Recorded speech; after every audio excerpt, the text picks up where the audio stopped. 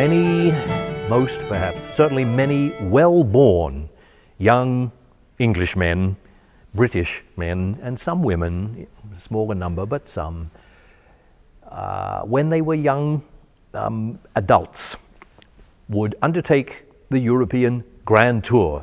That usually meant Italy as the main destination. It was meant to be a classical education for the young men in question, to see the sites of the great Renaissance and classical civilizations which had done so much to produce the intellectual life of Western Europe. Some young men took the Grand Tour seriously and studied art and sculpture and looked at the sites where the classical poets lived and that sort of thing.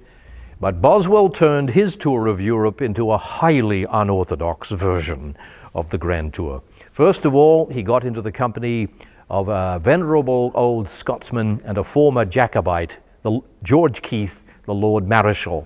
And he traveled with him through the German courts, met many of the princes of those courts in Brunswick and Potsdam. He got glimpses of Frederick the Great of Prussia. Then he parted from Frederick and decided that what he really wanted to do was meet some of the most glorious literary and philosophical eminences of the time. Boswell, even as a young man, was far less interested in landscape, painting, sculpture, although he diligently tried to take notes on the paintings and sculptures that he saw. He was far more fascinated by authors, writers, and people of eminence, stability, and accomplishment. It's what he longed to become himself. So he took himself to visit Voltaire in Ferney, and he took himself to meet Rousseau, at that time exiled in the Swiss village of Moutier. He spoke to these people and recorded his conversations with them in his diaries. That's why they're such valuable documents for us now. After he met Rousseau, he was inspired with a very unusual and strange idea, and that was to go and visit the very little visited and dangerous island of Corsica.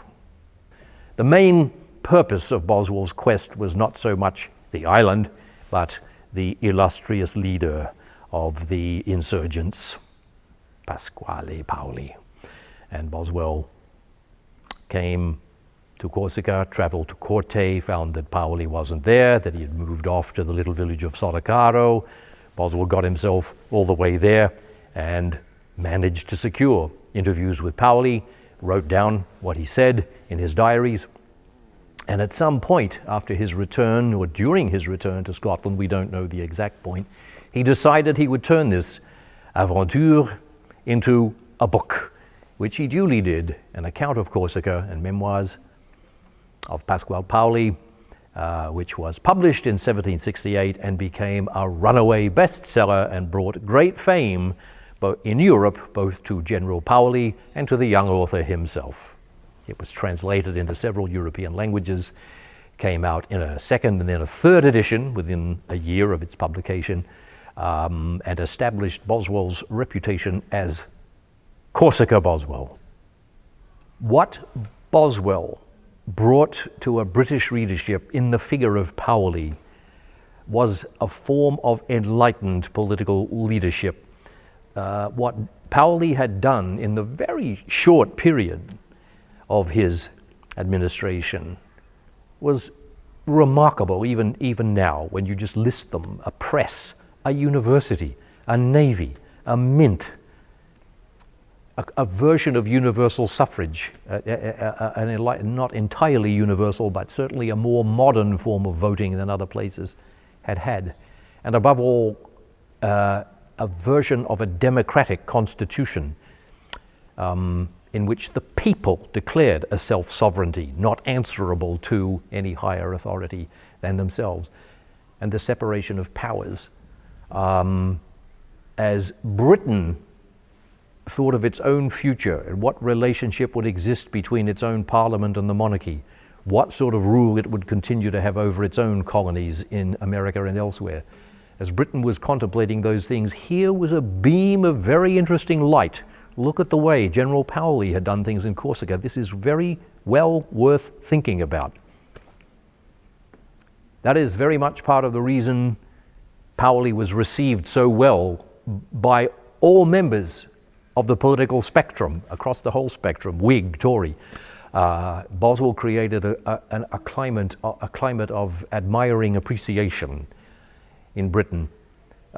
Some of the admiration was for Boswell himself. It really was an intrepid thing that he did. It was quite dangerous. It took quite an act of courage to do what he did. It was a dangerous situation. Even the sea crossing from Livonia was dangerous. Boswell feared corsairs, that he might be taken and enslaved. Such things did happen. It was physically arduous. He caught malaria from having been bitten by mosquitoes on the sea crossing. He borrowed somebody's boots to walk around Corsica and they were too tight, and he developed painful ingrowing toenails. So people admired Boswell himself as an adventurer who went off to a dangerous place and came back to tell the rest of the world, not brave enough to go there, what it was like. Travelers' narratives were quite popular at the time. Reports were coming in from the South Seas. What were the new areas of Pacific Ocean exploration were making news back in Britain and Western Europe. The people of those countries were beginning to wonder what other systems were like and how can we think about them? How do they relate to us? And Boswell fed directly into that pool of interest.